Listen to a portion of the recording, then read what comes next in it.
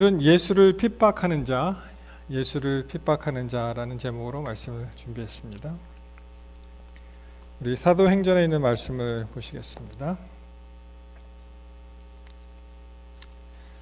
사도행전 9장 4절.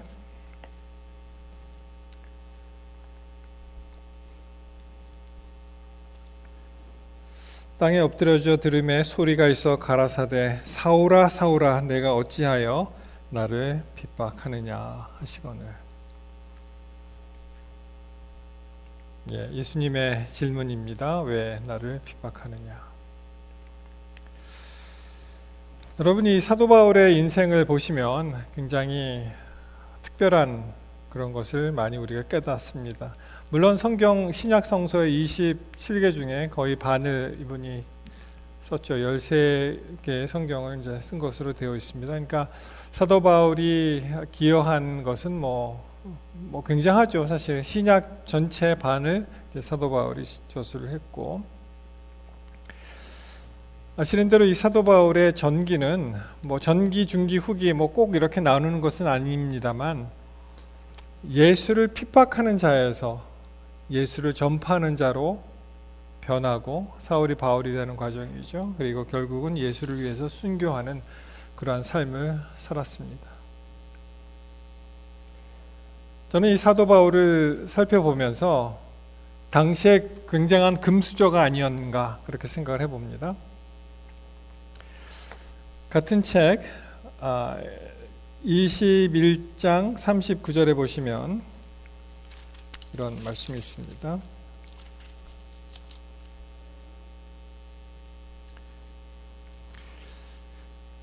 이제 바울로 나오죠. 여기는 바울이 가로되 나는 유대인이라 소읍이 아닌 길리기아 다소성의 시민이니 청컨대 백성에게 말하기를 허락하라 하니. 자, 이 사도 바울이 유대인 그리고 바리새인 그리고 다소 출신이다, 가말리엘 문화다, 그런 말씀을 많이 들으셨을 겁니다. 그 밑으로 내려가셔서요 22장 3절에 보시면 나는 유대인으로 길리기아 다소에서 났고 이 성에서 자라 가멜리엘 문화에서 우리 조상들의 율법의 엄한 교훈을 받았고 오늘 너희 모든 사람처럼 하나님께 대하여 열심하는 자라. 그렇게 이제 기술을 합니다. 그래서 이 사도 바울이 그가 스스로 굉장히 좋은 그런 교육을 받았다고 이야기를 하고, 그리고 다소 출신이다. 여기 보면 이제 소읍이 아니다 이렇게 되어 있죠. 한글 성경으로는. 영어 성경으로 보시면 no ordinary city. 보통 그냥 도시가 아니라는 뜻이죠. 여러분이 길리기아 다소가 어디인지 아십니까? 우리 가끔 이 지도를 펴놓고 보시면은 조금 입체적으로 공부할 수가 있는데요. 보시면 아시는 대로 이제 길리기아는 지금의 터키 지방이죠. 지도가 약간 잘렸지만은 여기 이제 터키 반도, 한반도는 남북을 길지만 이 터키 반도는 이제 동서로 이렇게 나와 있죠. 그래서 여기 보시면은 시실리아, 이 길리기아입니다. 여기가 타르수스, 여기가 이제 다소라는 그런 도읍이죠. 여기 보시면은 예루살렘이 여기 있습니다. 여기 이제 출신인데요. 이 최근에 다소의 어떤 골목을 누가 이렇게 찍은 그런 사진입니다. 이 다소는 한마디로 교육도시다라고 이제 말씀을 드릴 수가 있고요. 말씀드린 대로 이 길리기아의 이제 행정수도이고, 우리식으로 얘기하면은 도청 소재지가 있는 그런 곳이다 이렇게 보시면 되겠고요. 보시는 대로 이 지중해 해양 교통과 이 터키의 내륙을 잇는 그런 교통의 요충지, 그러니까 무역과 상업이 활발한, 그리고 특별히 이 천막 산업이 발달한 곳이 이제 다소입니다. 그래서 바울이 텐트 메이커였잖아요. 그걸 이제 우리나라 말로 뭐라고 합니까? 자영 선교사라고 합니까? 그걸 뭐라 그러죠? 예, 자급 선교사. 갑자기 생각이 안 나서. 그래서 이 텐트 산업이 성행했기 때문에 이 천막 사업도 이 다소의 영향을 받을 것이다라고 사람들이 생각을 합니다. 당시 이제 로마 시대잖아요. 로마 시대에 3대 도시가 있었는데, 로마를 제외하고 3대 도시가 있었는데, 교육 도시가 아테네, 그리고 알렉산드리아, 그리고 다소입니다. 그러니까 그 규모를 알 수가 있겠죠. 아테네는 뭐 너무 철학이 발달하고 이제 교사들이 많은 그런 도시였고, 또 알렉산드리아, 그 이집트 위에 있는 알렉산더 대왕을 이름을 따서 만든 이 알렉산드리아도 이제 도서관이나 뭐 대학 건물로 굉장히 유명하지 않습니까? 거기에 이제 버금가는, 그래서 그 로마의 역사 지리학자 스트라보는 당대의 이 다소의 문화 수준이라는 것은 아테네와 알렉산드리아의 버금가는 대등하는 그러한 곳이었다라고 이야기를 합니다. 그래서 우리식으로 표현하면은 여러분 그 한국 또는 이제 조선 수도가 뭐 한양, 서울이지만 교육 도시는 이제 평양을 많이 생각을 하잖아요. 거기에 이제 기독교가 굉장히 왕성하게 들어가 있고, 그리고 평양이 굉장히 그 교육 도시로 알려져 있듯이 아마 이 다소가 그러한 곳이 아닌가 그렇게 생각을 합니다. 그 당시에 이제 학파를 보면은 샴마이라는 학파하고 힐렐이라는 학파가 있었는데요. 이 샴마이 학파는 이 율법을 literally, 그러니까 굉장히 엄격하게 자꾸 그대로 이제 해석을 하고, 그리고 이제 힐렐 학파는 조금 이렇게 플렉서블하게 이렇게 해석을 하는 그런 차이가 난다라고 이야기를 하는데, 하여튼 그 당대를 이끌었던 두 중요한 이제 학파가 있고요. 이 샴마이라는 사람하고 그 힐렐이라는 사람은 거의 예수님하고 동시대를 살았던 그런 사람입니다. 이 가말렐이라는 그 사람이 사도행전 5장 34절에 보시면 그 앞에 바리새인 가말레일은 교법사로 모든 백성에게 존경을 받는 자라. 공회 중에 일어나 명하여 사도들을 잠깐 밖에 나가게 하고, 여기 이제 가말리엘이라는 말이 여기 나옵니다. 성경을 연구한 사람들은 이 가말레일이 이제 힐렐의 손자고요. 그리고 그 사이에 이제 시몬이라는 사람이 있는데, 시몬 아시죠? 그 예수님을 안아본 사람. 그러니까 뭐 굉장한 이제 집안의 그러한 학파를 만든 사람들이죠. 이 사람한테 이제 문화생으로 교육을 받은 것입니다. 그러니까 뭐 우리식으로 얘기한다면 한국에서 뭐 여러분 그 강남 8학군 뭐 서울대학교 그런 얘기 들어보셨죠? 이번에 그 법무장관이 되어서 떠들썩했던 그 법무장관이 뭐 강남 8학군이고 서울대 법대를 나왔다 그래서 굉장히 사람들이 그 모든 일거수일투족을 이제 따라하는 것 같아요. 뭐 헤어스타일이라든지 뭐 옷을 입는 것이라든지 뭐 여러 가지로 굉장히 부담스러울 정도로 그렇게 많이 그 관심을 갖는데요. 아마 이 사도 바울도 자기가 이야기할 때 굉장히 자신이 있는 그러한 지방에서 이제 자라났고 또 가멜리엘 문화로 이제 들어갔다라는 것을 알 수가 있습니다. 예. 그런데 자, 이 사도 바울이 어떻게 했습니까? 우리 아시는 대로 맨 처음에는 예수님을 예수 믿는 자를 이제 핍박한 거죠.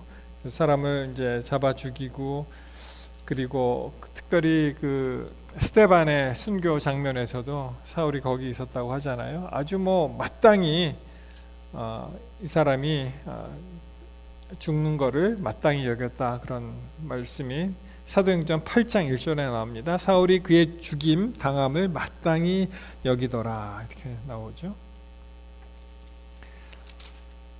그래서 이 열심히 있는 사람이 사실은 열심을 있는데 어떻게 해요? 방향이 잘못된 거죠. 여러분 아무리 빨리 가더라도 그 방향이 잘못되면은 그만큼 돌아와야 되잖아요. 이 방향 설정이 이제 잘못되었습니다.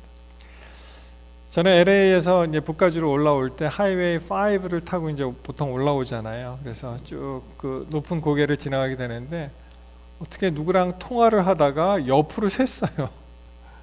이게 막 이렇게 스쳐 지나가는 풍경들이 낯섭니다. 여기가 아닌데. 그때 어떻게 해야 됩니까? 이거 왜 그러지? 그리고 계속 가면 어떻게 돼요?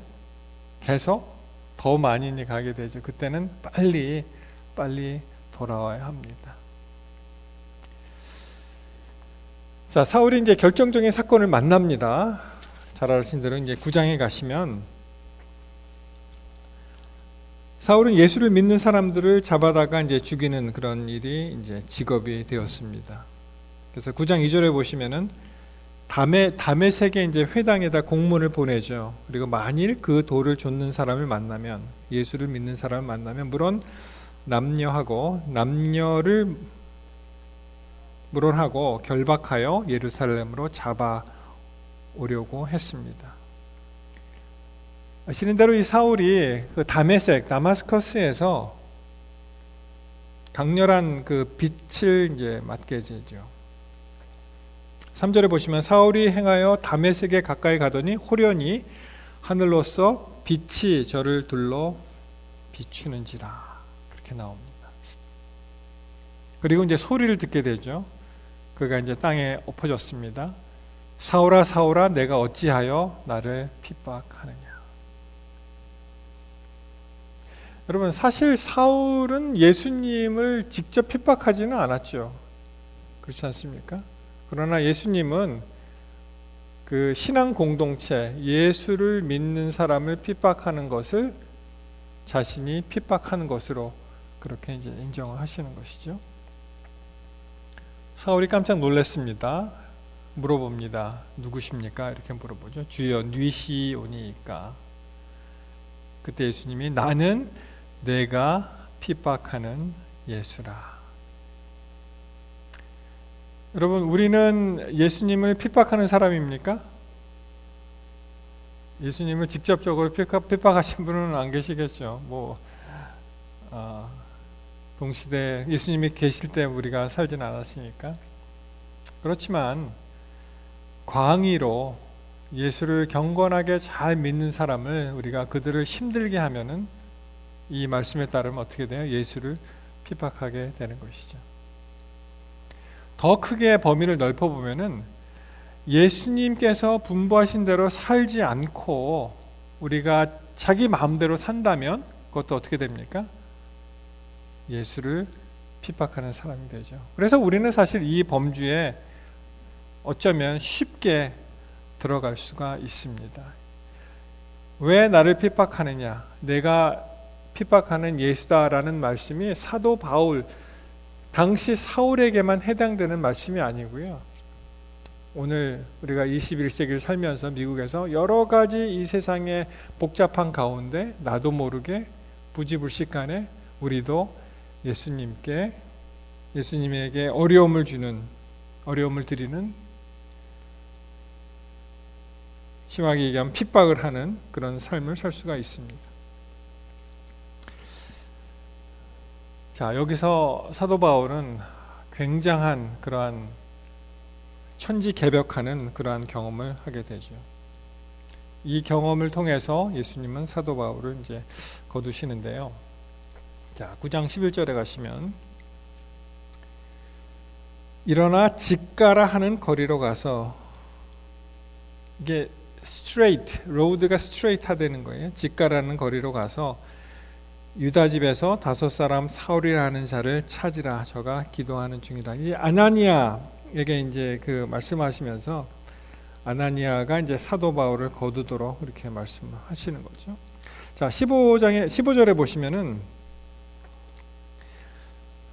자, 예수께서 가라, 이 사람은 내 이름을 이방인과 임금들과 이스라엘 자손들 앞에 전하기 위하여 택한 나의 그릇이라.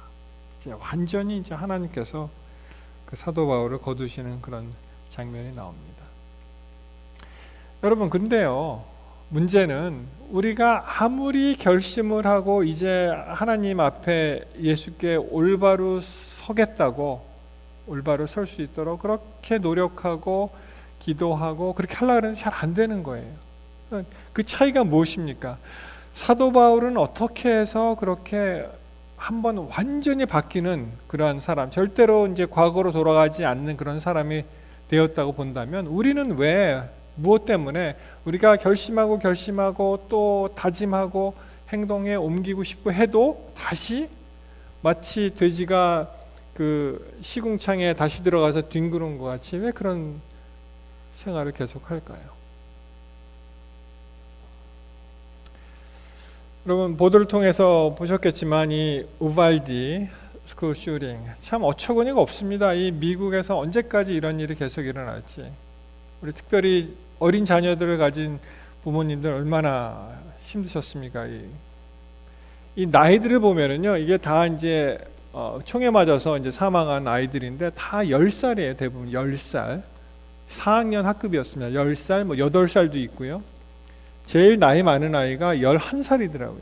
그러니까 쭉 나이를 보니까 11살, 나머지는 다 10살이에요. 여기도 11살이고요. 그리고 어린아이가 8살짜리가 하나 있더라고요. 자, 선생님이 두 분이 돌아가셨어요. 여기 에바 밀레레스라는 이런 선생님이 있는데, 그 다음에 보도를 보시면 이분의 남편이 심장마비로 사망합니다. 너무 힘든 거예요.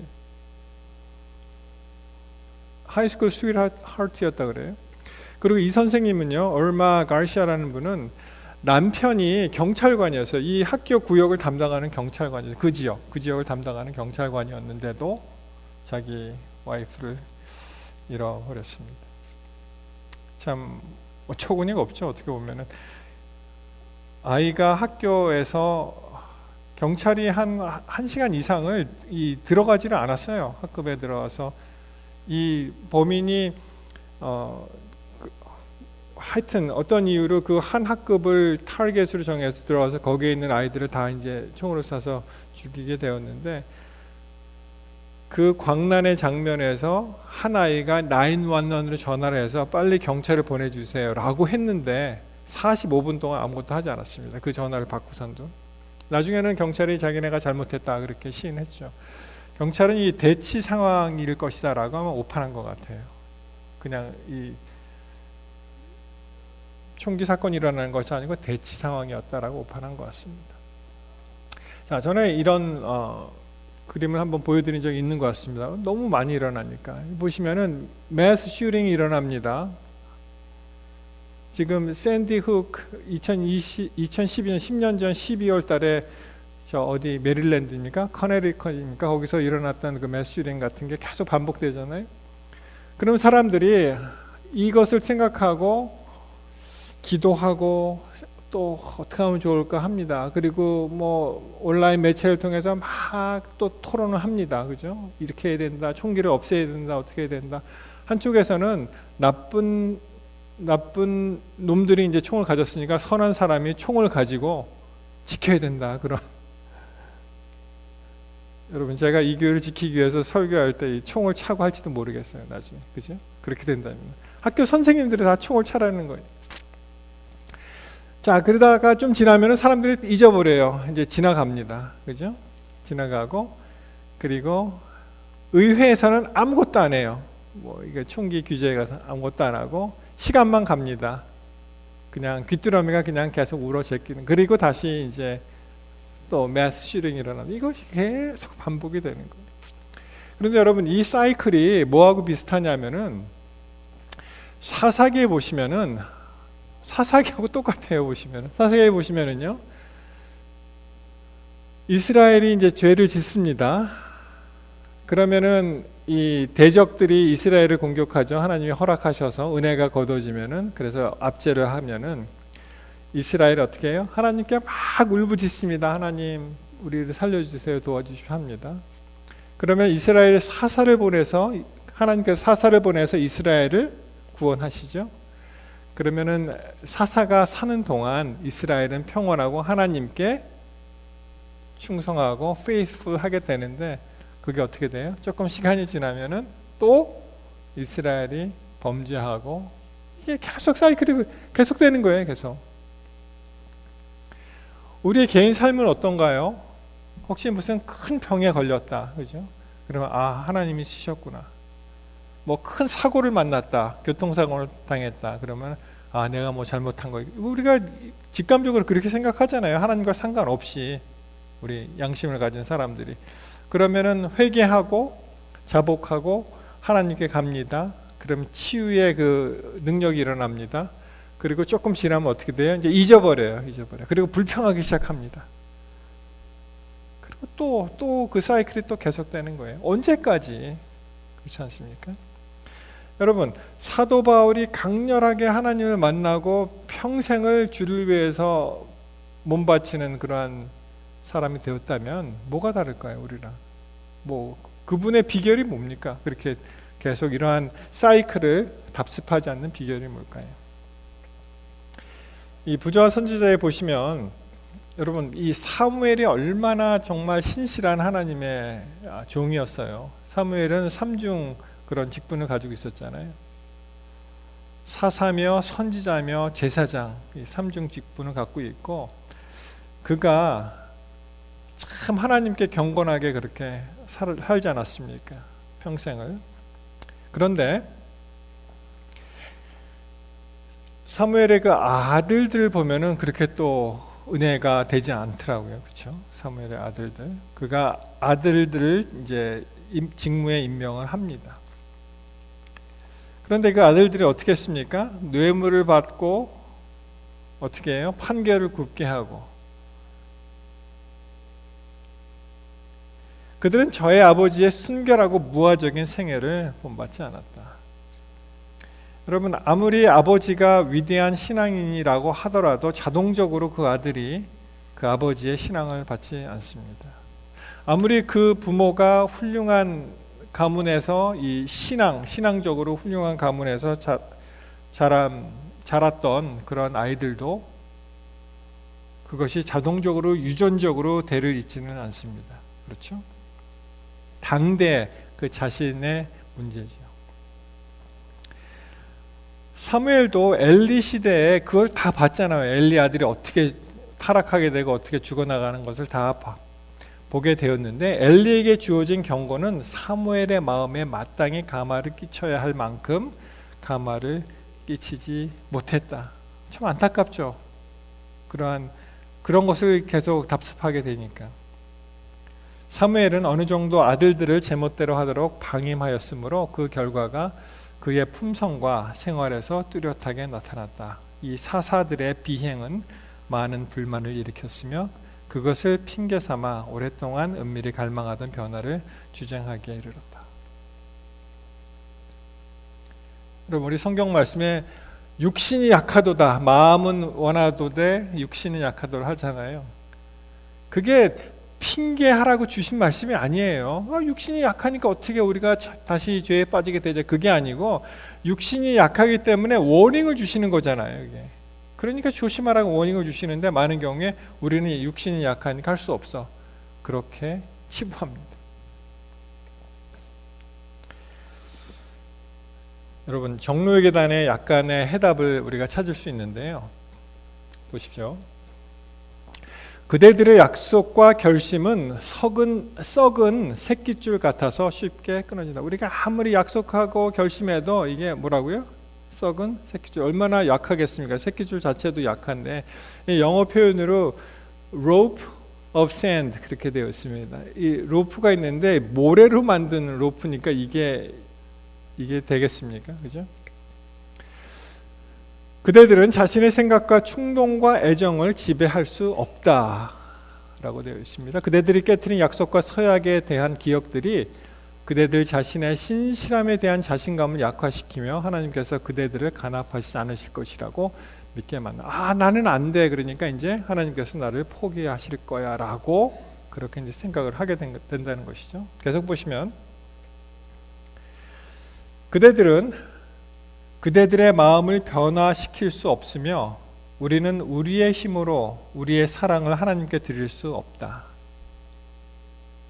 우리 힘으로 우리 마음을 변화시킬 수 없다고 되어 있어요. 그러나 우리는 그분을 섬기기로 선택할 수 있는 것이다. 우리가 할 수 있는 가장 강력한 무기는 선택입니다. 무엇을 선택하느냐? 선택할 수 있다. 그대들은 그대들의 의지를 그분께 드릴 수 있다. 그리하면 그분께서는 그대들 안에서 역사하실 것이다. 당신의 선한 뜻으로 행하실 것이다. 바로 사도 바울이 이 경험을 통해서 그가 완전히 변하는 사람이 되었습니다. 우리가 바꿀 수는 없어요. 그러나 하나님을 선택할 수는 있습니다. 그러면 하나님께서 그것을 이루신다는 거죠. 그리하여 우리의 온 본성은 그리스도의 영의 지배하로 들어가게 될 것이다. 그대들의 애정은 그리스도 중심적이 될 것이고 그대들의 사상은 그분과 조화를 이루게 될 것이다. 정로계단 47페이지에 있습니다. 자, 우리는 어떻게 할 수가 없지만 우리는 너무 약하니까 그리고 능력이 없어요. 우리는. 그러나 하나님을 선택할 수 있다는 것입니다. 하나님을 선택할 수 있다. 그러면은 하나님께 온전히 우리의 모든 것을 다 맡길 때 하나님께서 이루신다는 것입니다. 여러분 한번 해보세요. 이 말씀을 잘 간직하셨다가 나는 왜 이렇게 안 되지 하지 마시고 매일매일 하나님을 선택하게 되시길 바랍니다. 사도 바울의 또 하나의 그 강점을 갈라디아 1장 17절에 찾았는데요. 그것은 뭐냐면은 또 나보다 먼저 사도된 자들을 만나려고 예루살렘에 가지 아니하고 오직 아라비아로 갔다가 다시 다메섹으로 돌아갔다. 그래서 이 사도 바울의 이 결심, 마치 모세가 어떻게 해요? 40년 동안 광야에서 하나님을 만났고요. 예수님께서 40일 동안 금식 기도로 하나님을 만나고 그의 사역을 예비했듯이 사도 바울이 그러한 특별한 경험을 통해서 어떠한 정리할 시간도 없이 직접 어떤 사도를 만나서 야, 나 이런 일을 경험했으니 우리 같이 일하자가 아니고 어떻게 했다고요? 3년 동안 그가 아라비아에 가서 뭐 하겠습니까? 그가 거기서 충분히 개인적으로 예수님을 만나는 그러한 일을 하지 않았을까? 두 가지입니다. 사도 바울과 우리와의 차이점을 굳이 따진다면 그가 확실하게 하나님을 선택을 했고 우리의 마음으로 선택하는 것이죠. 그리고 그가 그 선택을 이루기 위해서 충분한 인큐베이터와 같은 시간을 아라비아에서 보냈다는 것을 알 수가 있습니다. 여러분, 우리는 매일 죽어야 된다 그런 말씀 많이 들으셨죠? 우리는 매일 죽어야 된다. 죽어야 된다. 근데 우리가 실제로 죽습니까? 뭐 죽음 끝이잖아요, 사실. 우리는 매일 죽어야 된다. 예수님 안에서 죽어야 된다. 그런 얘기를 많이 하는데 그 뜻이 어떤 뜻인지 잘 몰라요. 그죠? 다시 그 랍 엘리멘터리 스쿨 그 슈팅 사건에서 제가 오늘 아침에 이 인터뷰를 보는데 참 눈물이 나더라고요, 진짜. 이게 이 세미얼 살리나스라는 아이예요. 10살 먹은 아이인데 그 자리에서 살았어요. 얘가 살았습니다. 막 총 쏘고 난리가 났는데 근데 나와서 얼마나 담담하게 얘기하는지요. 뭐 한 10살이 아니고 한 100살 먹은 할아버지 같이 얘기하더라고요. 뭐 이렇게 했고 저렇게 했고 그래서 이렇게 했는데 그 다음에 저놈이 죽었어. 이렇게 얘기를 하는데 잠깐 보실까요? When he went in the classroom, he said, "You're all gonna die." He just started shooting people.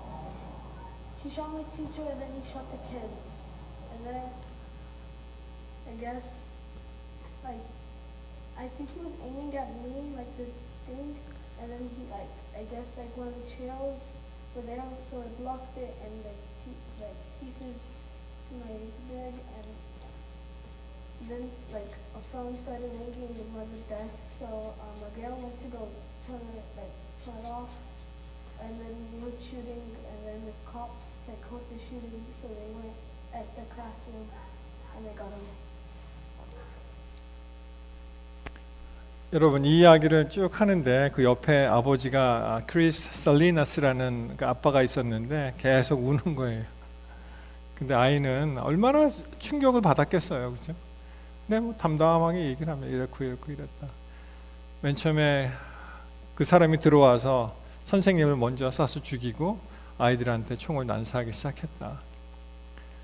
근데 뭐 너무 놀라고 이제 눈을 감았겠죠. 아마 자기를 겨냥해서 쏜 것 같다. 근데 이 의자가 이제 바리케이드로 돼 있으니까 그게 총알이 안 맞고 이제 튕겨 나가서 파편을 자기의 다리에 맞았다. 근데 그 책상 중에 하나 아이가 그 셀폰이 울리는 거예요. 그러니까 그 아이가 이거 뭐야? 그리고 빨리 이제 끄면은 그 아이가 살은 게 나타나잖아요. 그러니까 또 총소리가 났다. 그 다음에 이제 경찰들이 들어와서 그 녀석을 이제 죽은 거죠. 그 범인을 죽였다. 뭐 그렇게 얘기를 했습니다. 이 아이가 2019년에 그 어머니를 교통사고로 잃습니다. 그러니까 한 3년 전에 엄마도 이제 잃지요. 그리고 이제 고모가 그 아이를 이제 등하교를 이제 시키는데 얘가 뭐라고 얘기하냐면은 내가 죽은 척했다. 그렇게 얘기를 했습니다. 죽은 척했다. 여러분 우리가 살기 위해서 매일 죽으라고 얘기하잖아요. 그죠?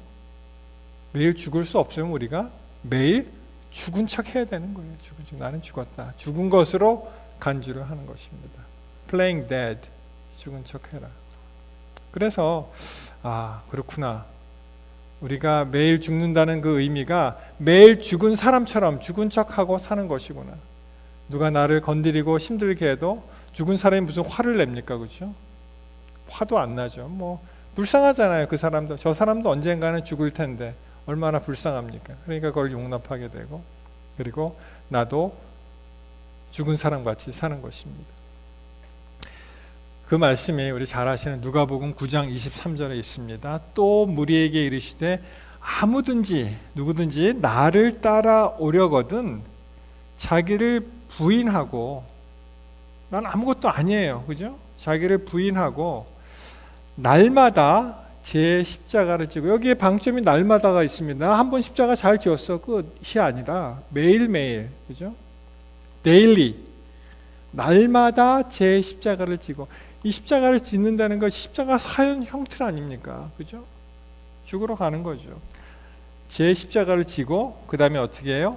나를 좇을 것이니라. 그리고 예수님과 동행하는 것입니다. 여러분 AD 70년입니까? 베수비우스 화산이 폭발했을 때 어떤 과학자가 이렇게 보면서